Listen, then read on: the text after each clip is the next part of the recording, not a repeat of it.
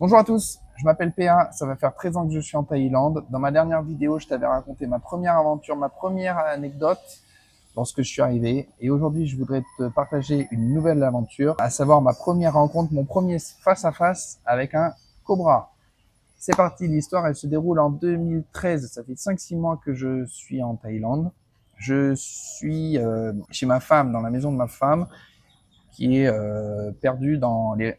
La maison de ma femme est perdue au milieu des rizières. Hein. C'est une maison typique thaï traditionnelle, c'est-à-dire en bois surélevé, donc avec le rez-de-chaussée qui est en fait semi-ouvert sur l'extérieur, donc avec potentiellement toutes sortes d'insectes et d'animaux qui peuvent rentrer dans la maison. Donc moi je suis au rez-de-chaussée et à un moment, dans ce qu'on va appeler le couloir, je sens une présence, je tourne la tête et qu'est-ce que je vois? Je vois un cobra d'1,80 m de couleur marron qui est en train de me foncer dessus.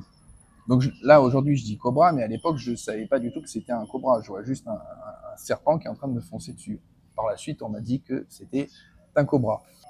En l'espace d'une seconde, je me retrouve je saute sur la table basse et j'attrape un bambou pour essayer de me défendre ou me protéger. Pas habitué à ce genre de situation. Au moment où je saute sur la table, en fait, le serpent, il va se cacher derrière un meuble. Ma femme arrive, elle me donne une mission, à savoir surveiller le serpent pour être sûr qu'il n'aille pas dans notre chambre qui était située aussi au rez-de-chaussée et pour savoir où est le serpent lorsque les secours arriveraient, quoi.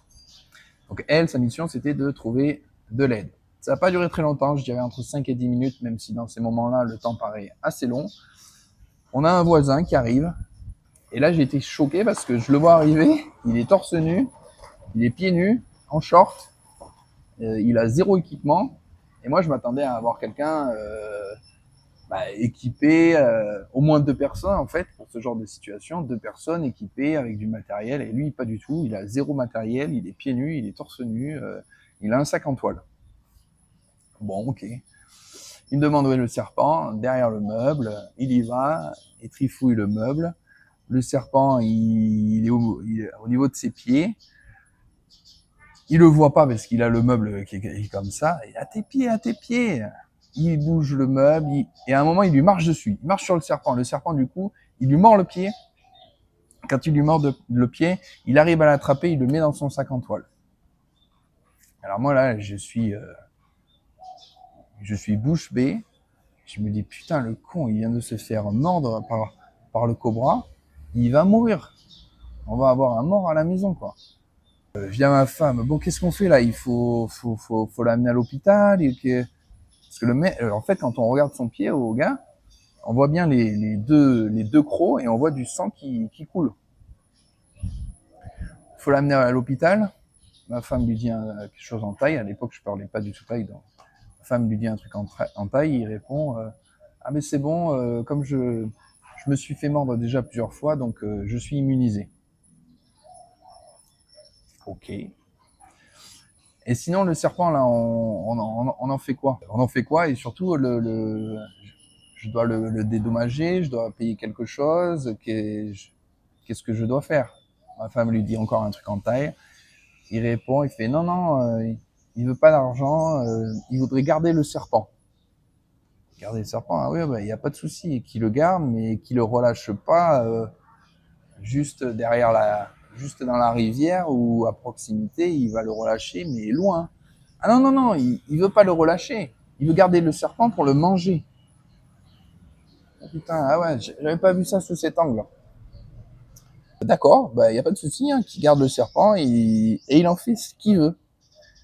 Donc en l'espace de 20 minutes, j'ai un cobra d'1,80 m qui est en train de me foncer dessus.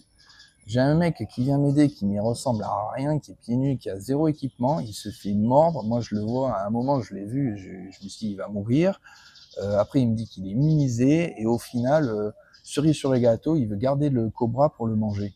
Et tout ça en l'espace de un quart d'heure, 20 minutes.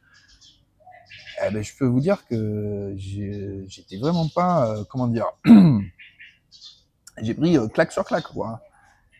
Et j'étais vraiment pas habitué à ce genre de situation. Voilà, c'était ma toute première rencontre avec un cobra. J'espère que l'histoire t'aura plu depuis. Les rencontres, on va dire, avec des serpents, j'en ai eu beaucoup.